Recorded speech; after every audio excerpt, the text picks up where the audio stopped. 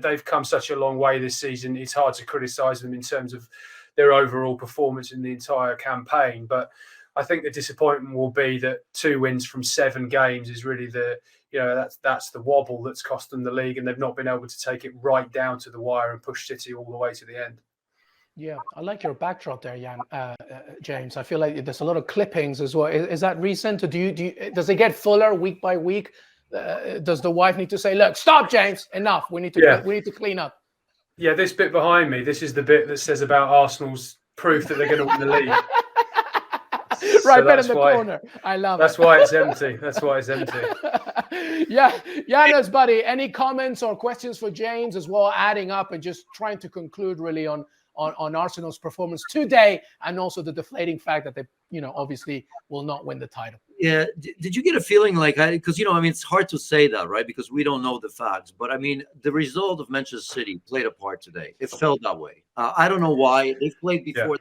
Yeah. But it was and by the way, they looked exhausted. They look exhausted today, because you're quite right mentioning that after a second goal or third goal, there was nothing. You could tell that even if they play 150 minutes, nothing's going to happen for Arsenal. So I just think that maybe, physically for sure, but psychologically, I think they knew that they were done, didn't they?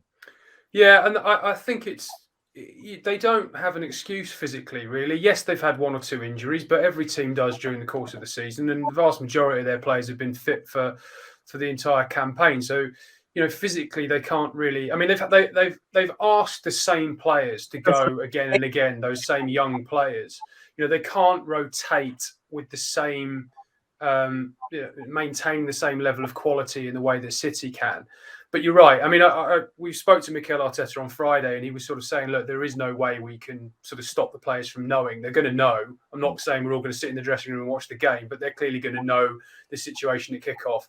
And it did look as though it had an effect on them. And really, I think, without being too critical on, as I say, because I think it is still such a tremendous achievement their whole season, coming from where they were in August and where we all thought they would anticipate where they'd finish in May. I think they've just not handled the pressure of the title race well enough. That's been the thing. They've been. You go back to Anfield when they were 2-0 up. There was nothing tactical really that was wrong there. They were 2-0 up and they were outplaying them. At West Ham, it was embarrassingly easy at 2-0. I was at that game, and they were the West Ham fans were essentially holding a referendum between themselves about David Moyes, and you could hear it in the stands. They were thinking, is this it? Are we going to turn on the manager? Are we going to turn on the team? They almost found it too easy. And in the Southampton game, clearly the pressure was starting to get to them because they'd drawn the previous 2. I think Manchester City probably just outclassed them. But again, they didn't produce their best football in that match. And really, these are fine margins. City make them fine margins because they get 90 points every single year.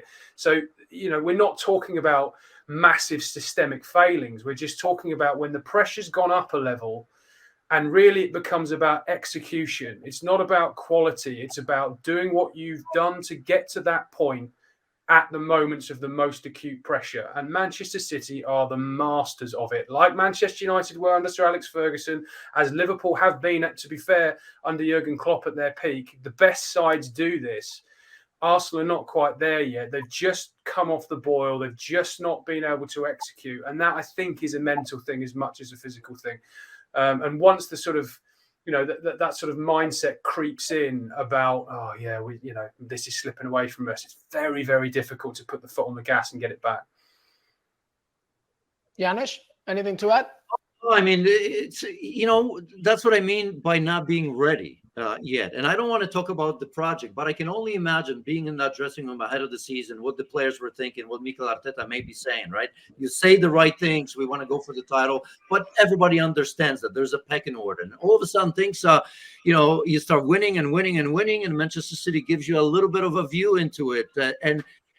But nothing fixes that other than winning. Winning itself that's how you get the experience. And, I've been in that situation, of course, not at the Premier League level, where sometimes I remember being surprised how well things were going. You almost kind of, I don't know how to put it, but you're almost afraid what might come. And maybe that soft patch that they've had it's difficult. I'm in awe in what Mikel Arteta has done. I don't know if I expected it from him just yet, but he's obviously learning from Pep Guardiola and learning quickly. It's going to be interesting to see if he's going to get one over him at some stage. That's a great segue, Janusz, because I wanted to ask you this, James, before you left us. I've already asked Janusz this. I already have my own thinking about this. We know that the fans and viewers watching have their own thoughts, but, this is a project for Mikel Arteta. It's not the end of it. It's not even the middle of it. They are, by average, the youngest squad in the Premier League. So surely Champions League was the number one focal objective. Would you call this, because they did blow up a big lead at the end to try and win the title for the first time since the Invincibles, would you call this, James Olley, a failure of a season for Arsenal? No, it's not a failure. It can't be. I mean, go back at the tapes of these, okay? I never said that Arsenal would win the league. At no point have I said that they would win the league. This is not hindsight speaking. I always felt that City would come through and would come good. You have the clippings to show it, James. And that, yeah, they're up here somewhere. But there's not. But this isn't. The pedigree has ultimately come to the fore here, and this isn't. Again, this is not a criticism of Arsenal in terms of, yes, they've come up a little bit short in terms of depth of quality and maturity and mentality at the absolute critical moments in the season, but these are small margins, and nobody. Well, I don't know about you guys, but I don't think anybody had Arsenal even in the top four last August. I think they have exceeded all expectations. Let alone get into what can they get to now? Is it 87 points? I think the maximum they can get to. Certainly, obviously north of 80. So they can, that is a tremendous achievement. I think if they have one more win, they'll have got more points than in all but 2 of the years of Arsene Wenger's reign. So that kind of shows you the sort of historic levels that they're reaching. It's just the fact that Manchester City and Liverpool with them for the last 2 or 3 years have taken Premier League football to a new level of consistency. You now have to sit there in August and think we've got to get 90 points to win the title. And that just wasn't the case, 5-10 years ago. You go back and look at the points tallies. This is the greatest Premier League team that this in the Premier League era I think has ever seen. You look at what is it now going to be 5 in 6 years.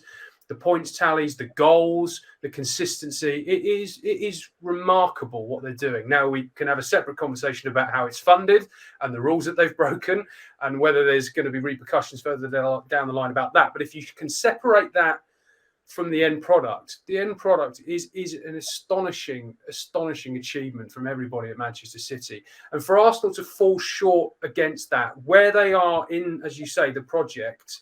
I interviewed Mikel Arteta in March. We did a big sit down and he told me that they were in phase 3 of a 5-phase plan. So he sees them as being way ahead of where they should be. And even on Friday, he was talking about how he has ideas that he feels he cannot yet implement with this squad because he doesn't feel he's got the players who are good enough to do it. That tells you mentally where he is. And I don't think anybody, when the dust settles on this season with Arsenal, will look at it as a failure. They will obviously look at it as a missed opportunity because of the situation they got themselves into at the beginning of April. But I think as a body of work as a whole, they needed Champions League football back. They needed the revenue that would bring.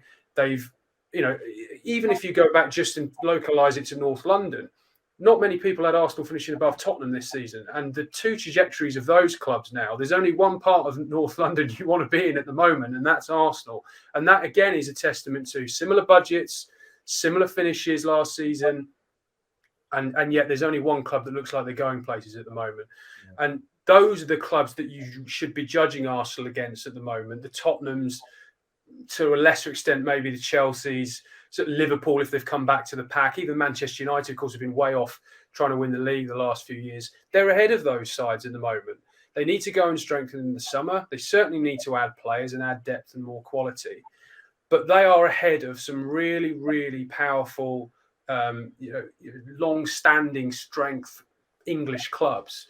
Their challenge is to go and get to Manchester City, but that's the same challenge for everyone now. Yeah, speaking of Manchester City, a streak of 14 Premier League matches without a loss, the longest active unbeaten streak in Europe's top 5 leagues. The closest is Liverpool with 8. So that's the type of mountain that Arsenal, Mikel Arteta, have to keep on climbing. Thank you very much for watching ESPN FC on YouTube. For more highlights, analysis and exclusive content, be sure to subscribe.